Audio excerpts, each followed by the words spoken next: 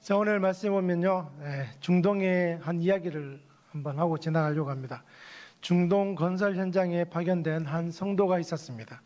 그는 일을 하던 중에 포크레인을 잘못 다루는 그런 동료로 인해서 그 동료의 삼다리 하반신에 찍혀서 두 다리를 그대로 절단되는 끔찍한 사고를 당했습니다.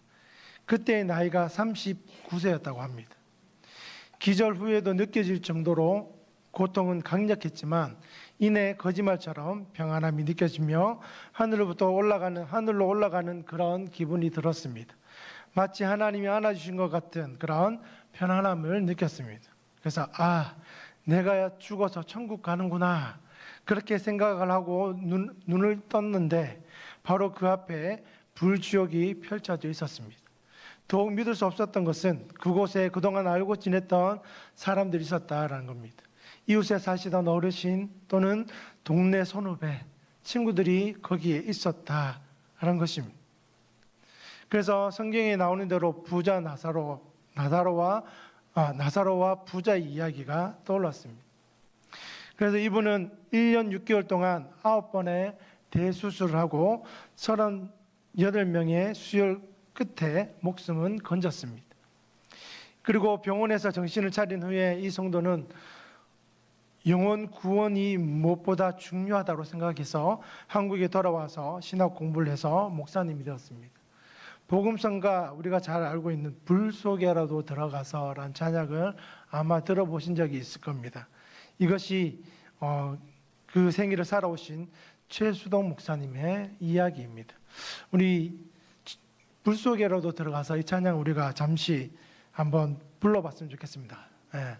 은혜도 되고 또 이 시간에 말씀을 듣기 전에 한번 찬양 한번 부르고 말씀 나누겠습니다.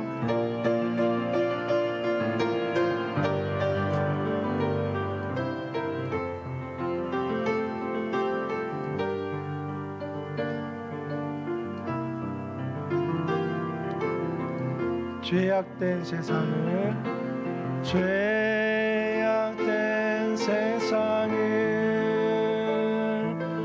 방황하다가 천국과 지옥도 나는 몰랐네. 고집대로 영주의 험한 세상이 왜 그리 더러운지 이제야 아네. 불 속에라도 들어가서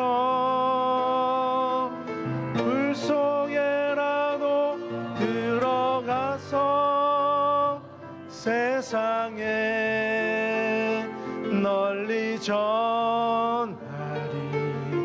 주의 사랑, 당자를 살려준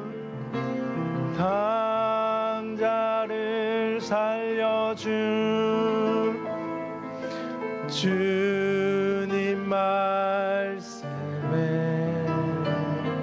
죄인의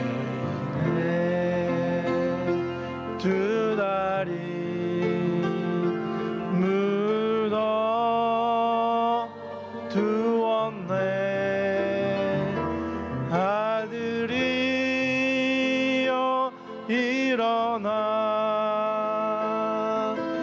내 손을 잡고 남은 모든 영혼 바치라. 불 속에라도 들어가서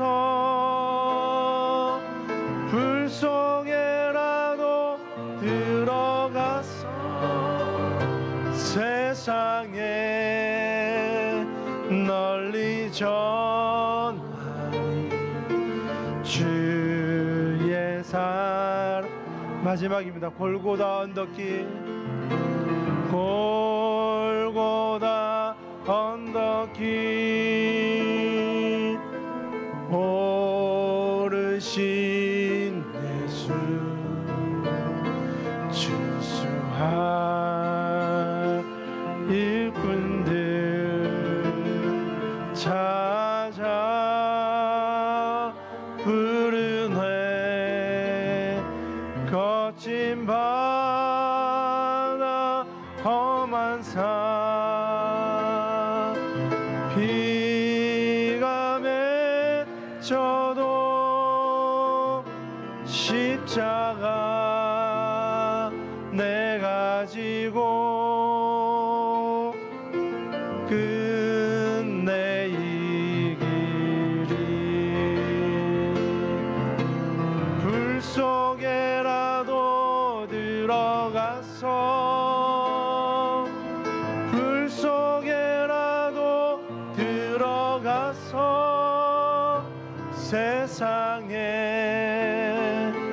널리 전하리 주의 사랑을. 아멘이십니까? 네. 이 이야기를 듣고 나니까 이 찬양이 그냥 지어진 것 아닌 것 같다는 느낌이 많이 드시죠? 네. 우리가 복음을 말하면 대부분 천국과 지옥만을 생각하기 쉽습니다. 그래서 복음을 전하면 강력한 메시지를 앞에 가슴에 띄고 예수 천당, 불신 지옥, 이 가슴띠를 두르고 외쳐야 된다 생각하기 쉽습니다. 그러나 이것은 극히 일부에 지나지 않습니다. 이 복음이라는 것은 뭡니까? 헬라어로 유앙겔리온이라고 이야기합니다. 이 유라는 것은 좋은 또는 복된이라는 뜻을 가지고 있습니다. 앙겔리온은 소식입니다. 그래서 복된 소식이 바로 복음이다라는 것입니다. 우리가 예수님 믿고 구원받아서 하나님의 자녀가 된 것은 무엇 때문입니까? 우리가 복된 소식을 듣고 믿음을 가졌기 때문입니다. 그러면 이 복된 소식은 뭘 말하는 걸까요?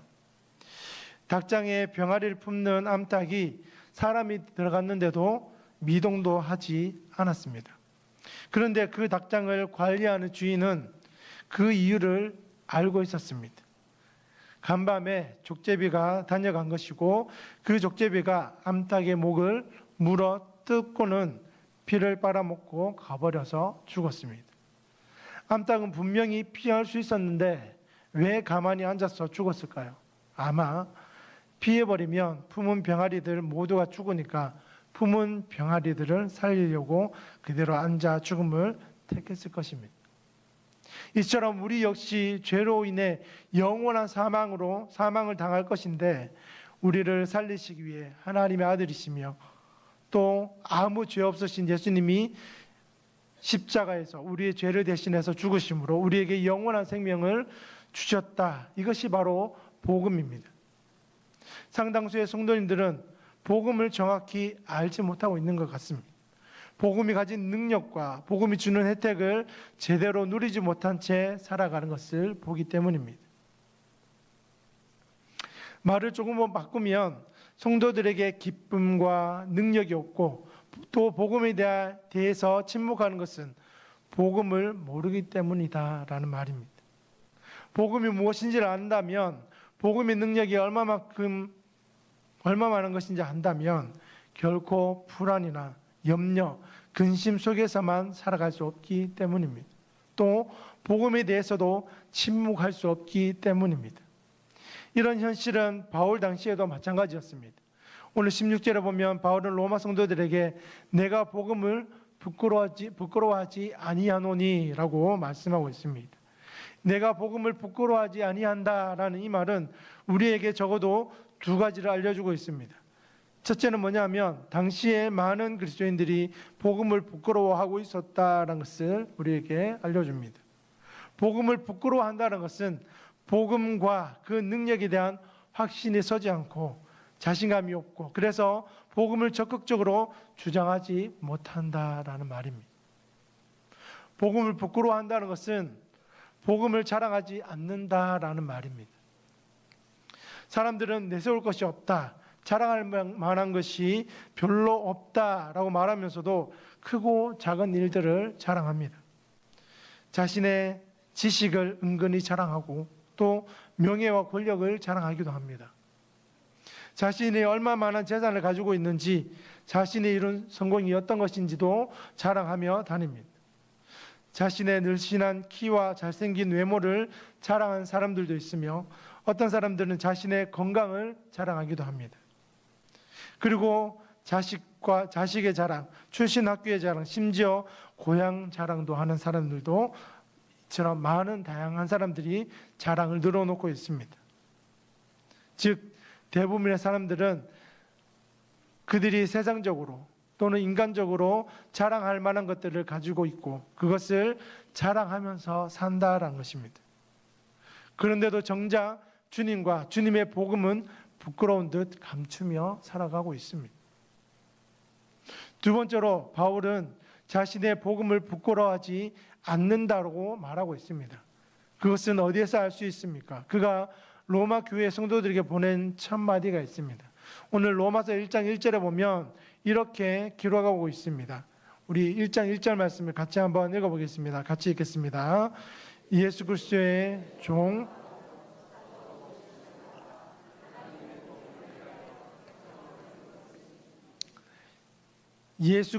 바울은 사도로 부르심을 받아 하나님의 복음을 위하여 택정함을 입었다라고 말씀하고 있습니다. 자신이 로마 교회 성도들에게 서신서를 보낸 이유가 무엇입니까? 그리고 자신이 로마 교회에 가려는 이유가 무엇입니까? 바로 복음 때문이다라는 것입니다. 그가 한 번도 가본 적이 없는 로마로 가려는 이유, 그리고 한 번도 만난 적이 없는 로마 교회 성도들을 만나려는 이유는 당시에 세계의 중심이 바로 로마였기 때문입니다. 그래서 그 로마에 가서 예수 그리스도의 이름과 그 이름의 복음을 외치고 싶었기 때문입니다. 바울은 주님을 만났고 주님의 복음을 알았으며 또 복음의 능력도 알고 있었습니다. 그래서 복음이 진정한 기쁨이요 능력이요 축복이라는 것을 누리면서 살고 있었기에 잠잠할 수 없었던 것입니다. 우리가 복음을 처음 받아들였을 때 우리의 모습도 어땠습니까? 복음을 받아들였을 때, 예수님을 처음 만났을 때 얼마나 기쁨과 감사함과 정말 내 혼자 이것만 알고 있으면 안 되겠다는 그런 마음이 있어서 나가서 복음을 증거했던 그런 마음들이 있었을 것입니다. 사도 바울이 그러했다라는 것입니다. 그런데 그것이 계속 이어져 오고 있었던 1년이, 2년이, 3년이 훨씬 많은 시간 동안 그 복음에 대한 능력과 복음에 대한 그 축복과 은혜를 잠잠할 수 없어서 계속 가지고 복음을 전하는 사명을 계속 감당했다는 것입니다. 그렇다면 좀 더 구체적으로 복음은 무엇이냐? 오늘 본문에 두 가지로 이야기하고 있습니다. 첫 번째는 복음은 구원의 능력이다라고 말씀하고 있습니다. 오늘 로마서 1장 16절 말씀 같이 한번 읽어보겠습니다. 같이 읽겠습니다. 내가 이 복음은 자에게 구원을 주시는 하나님의 능력이 됨이라. 먼저는 유대인에게요 그리고 헬라인에게로다. 무슨 말입니까? 복음의 능력이 위대하다라는 것입니다. 얼마만큼 위대할까요? 이 종교 개혁을 했던 마틴 루터, 그 당시에는 독일의 가톨릭 수도사였습니다. 그가 비텐베르그 대학 대문에 로마 가톨릭이 부패했다라고 해서 95개조의 반박문을 부착했습니다. 그래서 그것이 출발점이 되었습니다. 당시의 교회는 고회할 때에 죄가 용서된다 그렇게 가르쳤습니다. 그리고 고회하고서도 남아있는 그런 죄의 벌에 대해서도 기도나 선행으로 갚을 것을 권했습니다.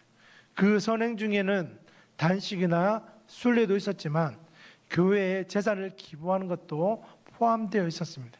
그래서 교회가 죄를 사해 주는 대신에 기부금을 청구하고 그것을 영수증처럼 발행하는 것이 속죄 증명서 또는 면죄부였던 것입니다. 그러니까 죄에 대한 어떤 그것을 재산으로 기부를 받아서 그래 면제해 준다 이런 증서를 줬다라는 것입니다. 어느 날 루터는 한 사제가 면죄부를 사면 연옥의 고통에서 면제된다라고 많은 사람들을 선동하기 시작했습니다. 하나님 앞에서 자신의 삶이나 과거에 대해서 당당하고 떳떳해 할 사람이 얼마나 되겠습니까?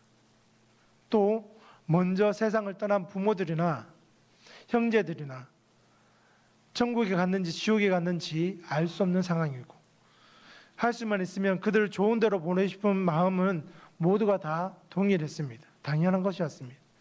물론 이것들은 다 비기독교적이고 미신적인 것이지만 그 당시의 백성들은 자신과 가족들을 위해서 대부분 면죄부를 사려고 했습니다. 여기에 분노한 루터는 오직 믿음으로 구원받는다라고 외치면서 95개 조항의 그런 공개 질서를 내걸었던 것입니다. 그 중에 일부는 이렇습니다. 제가 소개해드리면 21조에서 면죄부를 변호하는 자는 교황의 사면으로 모든 죄로부터 면해진다고 설명하나 이것은 잘못이다. 그리고 27조에 보니까 돈 상자 안에 돈이 찰랑하고 떨어지면 그 즉시 영혼이 지옥에서 연옥으로 옮겨진다고 하는 것은 바보 같은 소리다. 그리고 36조에도 기독교 신도는 회개하는 마음만 가지면 면죄부 같은 것이 없어도 죄나 벌을 면할 수 있다. 그렇게 반박문을 냈던 것입니다. 이 일로 로마 가톨릭은 발칵 뒤집혀진 사건이 일어난 것입니다.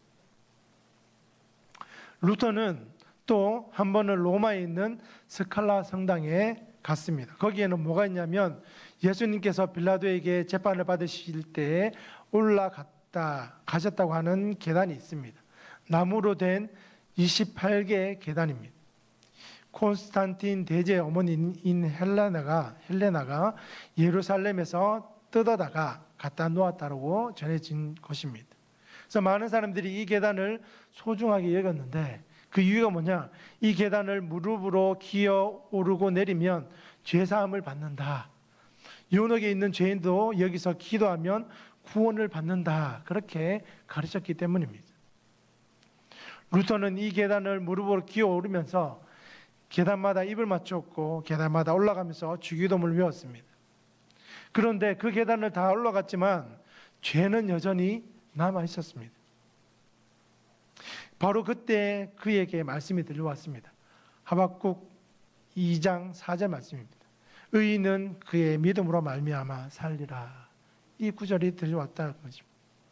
믿음으로 말미암아 의롭게 되는 것이지 사람이 아무리 수고하고 노력하고 고행하고 또 자신을 학대해도 의로워질 수 없다는 것을 그가 깨달은 것입니다. 예수 그리스도의 죄사함의 역사를 믿기만 하면 구원을 받는다고 하는 위대한 진리를 그때서야 깨닫게 된 것입니다. 이렇게 복음을 깨닫고 복음을 믿음으로 죄에서 벗어난 루터는 어떻게 당시의 교회의 만환과 면죄부 판매를 그대로 두고 볼 수 있었겠습니까? 이 깨달음이 인류의 역사를 암흑기에서 중세로부터 근대로 이끄는 힘이 되었다는 것입니다. 오늘 본문에서 바울도 그러한 비슷한 표현을 쓰고 있습니다. 오늘 1절에 보면 마지막 부분에 이렇게 되어 있습니다. 먼저는 유대인에게요. 그리고 헬라인에게로다. 이렇게 적혀 있습니다. 무슨 뜻입니까? 유대인들은 구원을 위한 조건이 필요하다라고 여기는 사람들입니다. 그들은 혈통, 즉 가문이나 출생 환경이 구원의 조건이 된다라고 여겼다라는 것입니다. 또 구원을 얻기 위해서는 인간이 할 일이 있으며 많으면 많을수록 조건을 갖추고 있으면 더 좋다라고 여겼다라는 것입니다. 헬라인들은 지식과 지혜를 추구하는 것이 가장 아름다워질 수 있는 길이며 나아가 그것이 곧 신의 세계에 이르는 길이다라고 믿었습니다. 로마인들에게는 구원의 능력은 힘이었습니다.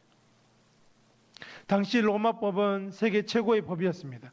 로마의 화폐는 세계 경제를 지배하고 있었습니다. 로마의 도로는 세계를 그물망으로 연결시켰습니다. 로마의 언어는 라틴어였는데 이 라틴어도 세계 제1의 언어가 되었습니다. 이와 같이 본문 당시에 유대인의 조건, 헬라인의 지식, 로마인의 힘이 구원의 능력, 구원의 조건으로 그 당시에는 여겨졌다라는 것입니다. 오늘날도 마찬가지입니다. 오늘날도 마찬가지입니다. 돈의 힘을 믿는 사람들이 많습니다. 돈만 있으면 못할 것이 없고 안 되는 것이 없다라고 믿는 사람들이 있습니다. 권력의 힘은 어떻습니까? 권력의 힘은 모든 것을 마음대로 할 수 있다. 그런 생각이 상식처럼 되어버렸습니다. 과학기술과 생명공학의 발달은 어떻습니까? 인간을 복제할 수 있느냐 없느냐 이것을 논쟁하는 시대는 이미 지나갔습니다.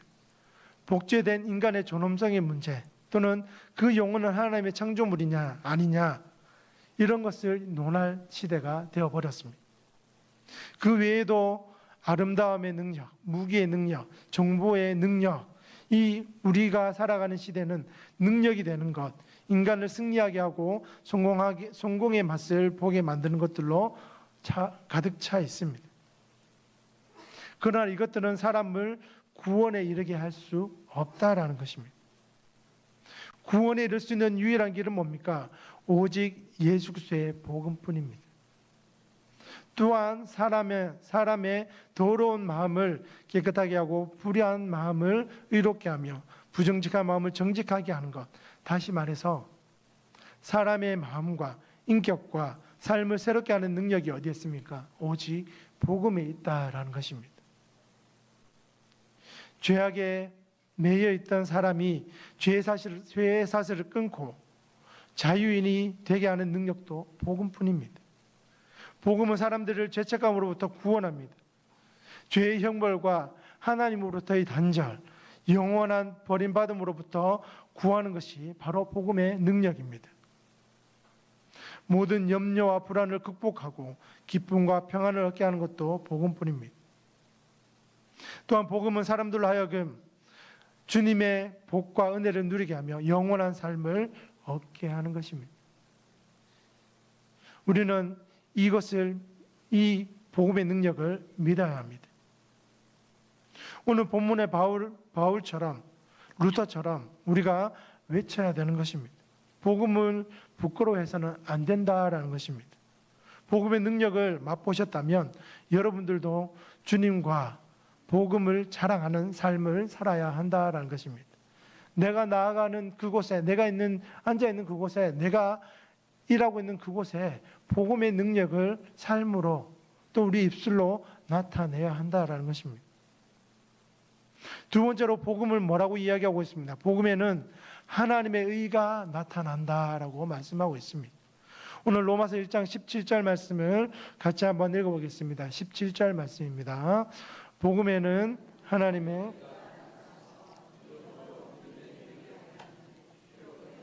오직 의는 믿음으로 말미암아 살리라 함과 같으니라. 복음에는 하나님의 의가 나타나서 믿음으로 믿음에 이르게 하나니 기록된 바 오직 의는 믿음으로 말미암아 살리라 함과 같으니라. 여기 하나님의 의란 무엇입니까? 하나님의 백성이 하나님과 맺은 언약 관계에서 그 관계에 충실하여서 언약의 상대방인 하나님께 신실함과 정절을 지키는 것을 뜻합니다. 이것은 마치 아내와 남편과의 관계와 같습니다. 남편의 의는 뭡니까? 남편으로서 최선의 의무와 사랑을 아낌없이 다하는 것입니다. 부인의 의는 뭡니까? 부인으로서 순종과 사랑의 의무를 다하는 것입니다. 이것이 관계적인 의입니다. 남편이나 부인이 정절을 어기면 그것은 부정한 것이고 불의한 것입니다. 그처럼 하나님께 의가 된다는 것은 하나님의 백성으로서 바른 관계, 바른 자리, 바른 삶을 사는 것입니다. 즉 하나님의 백성답게 거룩하고 의롭고 바른 삶을 사는 것입니다. 그런데 이것은 말처럼 쉽지 않습니다. 이 땅에 그 어떤 사람이 하나님의 의를 만족시킬 수 있습니까? 하나님 앞에서 구름 한 점 없는 가을 하늘보다 더 맑고 순결한 사람이 얼마나 되겠습니까? 또 스스로의 힘과 노력으로 하나님과의 관계에 충실할 수 있는 사람이 몇이나 되겠습니까? 과연 어떤 사람이 하나님의 거룩의 기준에 합격점을 받을 수 있으며 또 의의 기준에 합격점을 받을 수 있으며 또 율법의 요구를 다 만족시킬 수 있겠습니까? 그것은 불가능합니다. 그런데도 많은 사람들은 자신이 설정한 기준 또는 다른 누군가에 의해서 제시된 기준을 가지고서 의를 이루기 위한 심려를 기울입니다. 스스로 양심이 옳다고 바르다고 여겨지도록 살려고 합니다. 사람들로부터 옳다고 인정받는 삶을 살려고 합니다. 그 누구라도 이러한 것으로 의롭다고 인정받을 수 없습니다. 그 어떤 것으로도 의의 하나님을 만족시킬 수 없다라는 것입니다. 그렇다면 하나님의 의, 하나님께서 만족해하는 의는 도대체 어떻게 얻어지는 것입니까? 하나님의 의는 인간이 만들어내거나 인간이 할 수 있는 것을 뜻하지 않습니다. 오늘 본문에서 말하는 의는 하나님께서 인간을 의롭게 한다라고 인정해 주시는 선언이며 그 결과로 나타내는 인간의 상태를 말합니다. 그렇다면 하나님께서 우리를 의롭다라고 선언하실 수 있는 이유와 하나님께서 우리를 구원할 수 있는 조건은 무엇입니까? 하나님의 의는 오직 한 가지뿐입니다. 오직 예수 그리스도밖에 없습니다. 우리가 예수 그리스도를 하나님의 아들로 구주로 믿을 때 모든 죄를 용서받게 되고 또 의롭게 되고 또 하나님의 자녀가 되는 것입니다. 우리는 기억해야 됩니다. 예수 그리스도를 믿는 그 하나만으로 하나님은 100% 만족하십니다. 복음을 믿기만 하면 구원을 얻을 수 있습니다. 그 믿음으로 우리는 의롭다고 인정을 받을 수 있습니다. 이것이 우리가 가진 복음의 위대함입니다. 오늘 저와 여러분은 이 복음을 붙드시기 바랍니다. 내가 의롭게 되는 것은 절대 없습니다. 오직 믿음으로 의롭게 된다는 것을 꼭 기억하시기 바랍니다. 그리고 그 믿음을 붙들고 나아갈 때 그 믿음을 통하여서 하나님은 놀라운 복음의 능력으로 역사하시고 우리 통하여서 하나님의 귀한 뜻을 나타내시는 것입니다. 말씀 뵙겠습니다. 복음의 본질이 무엇입니까? 복음은 믿는 자에게 구원을 주시는 하나님의 능력입니다. 또 그 믿음으로 우리를 의롭다 하시는 은혜입니다. 우리가 의로운 조건은 아무것도 없습니다. 우리가 잘난 것도 없습니다. 단 하나, 예수 그리스도를 구주로 믿는 믿음. 그 믿음으로 세상을 말씀으로 살아가게 하는 것입니다. 믿음은 보이지 않는 것을 보는 것처럼 확신하고 행동하는 것입니다. 또 세상적인 가치나 인간적인 행복과 성공의 잣대로 인해서 요동하지 아니하고 끝까지 하나님의 기준에 서는 것입니다. 오늘 우리 남은교회 성도님들은 이 복음을 끝까지 붙드심으로 세상에서 복음으로 승리하는 삶을 살아가시는 저와 우리 성도님들이 되시기를 간절히 바랍니다. 우리 시간 잠깐만 기도하기를 원하는데요. 우리가 이 시간 기도할 때 우리가 복음의 능력을 붙들 수 있기를 바랍니다. 오늘 말씀을 기억하면서 복음은 믿는 자에게 구원을 주시는 하나님의 능력이다라고 말하고 있습니다. 오늘 내가 가진 이 복음을 가지고 나아가서 복음을 전하는 복음에 붙들림 받는 삶을 살아가게 해달라고, 또 하나님 믿는 그 믿음으로 의롭다고 하시는데 그 믿음이 흔들리지 않도록 단단히 붙들고 나아갈 수 있는 삶이 되게 해달라고, 오늘 우리의 삶 가운데 복음의 능력이 방방곳곳에 전하해 줄 수 있는 삶이 되게 해달라고 이 시간 짧게 기도하며 나아가도록 하겠습니다. 기도하겠습니다. 사랑해 아버지 감사합니다. 하나님, 복음의 본질이 무엇입니까? 하나님, 이 복음은 믿는 자들에게 구원을 주시는 하나님의 능력이다라고 말씀하고 있습니다. 오늘 아버지, 우리가 믿고 우리가 나아가는 그 예수 그리스도 그 한 분만 믿고 나아갈 때 구원, 아버지 하나님 놀라운 역사를 이루어가시니 믿습니다. 그 믿음으로 하나님 우리를 의롭다 하시고 그 은혜로 우리를 살아하신다고 말씀하고 있습니다. 오늘 그 예수 그리스도를 믿음으로 붙드는 우리 양성님들 될 수 있도록 하나님 인도하여 주시옵소서. 세상 그 무엇보다 세상의 모든 사람들이 우리를 미련하다고 말을 하고 있지만, 그러나 아버지 하나님, 우리가 이 땅을 살아가는데 아버지 유일한 길은 아버지 하나님, 우리가 주님을 바라보는 복음의 능력은 아버지 하나님 믿음이 있음을 기억하게 도와주시옵소서. 세상이 그 어떤 가치나 인간적인 행복보다 우리가 하나님의 기준 앞에서 말씀 가운데 믿음 가운데 세워질 수 있는 귀하고 복된 삶 될 수 있도록 오늘도 붙잡아 주시고 인도하여 주시옵소서. 그래서 하나님의 영광을 누려 나아갈 수 있는 우리 성도님들 될 수 있도록 인도하여 주시옵소서. 아버지 하나님, 일주일 동안 삶을 살아갈 때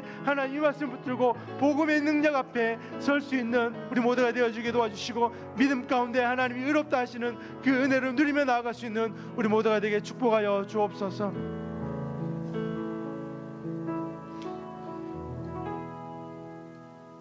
사랑해 주님 감사합니다. 하나님, 우리가 복음을 붙들고 있음에도 불구하고 많이 이 복음 앞에 우리가 희석되어진 우리의 모습들을 보게 됩니다. 주님, 복음은 구원을 주시는 하나님의 능력이라고 말씀하고 있습니다. 그 믿음으로 우리를 의롭다라고 말칭하고 계십니다. 오늘 아버지 하나님, 이 세상을 살아갈 때 복음의 능력 앞에 우리가 당당히 서게 도와주시고 세상이 외치게 하시고 하나님의 뜻을 전하게 도와주옵소서. 또 아버지 하나님, 우리가 그 믿음으로 의롭게 하시는 그 하나님의 은혜를 날마다 누리며 살아갈 수 있는 귀하고 복된 성도님들 될 수 있도록 축복하여 주옵소서. 그래서 아버지, 세상 가운데 세상 사람들은 미련하다고 하지만 우리가 붙드는 이 복음을 통하여서 참 기쁨과 소망과 감사함으로 날마다 복음을 전하는 삶, 우리의 삶을 통하여서 예수를 드러내는 삶 살아갈 수 있는 우리 모두가 되어지게 축복하여 주옵소서. 사랑하는 예수님의 이름으로 간절히 기도드립니다. 아멘.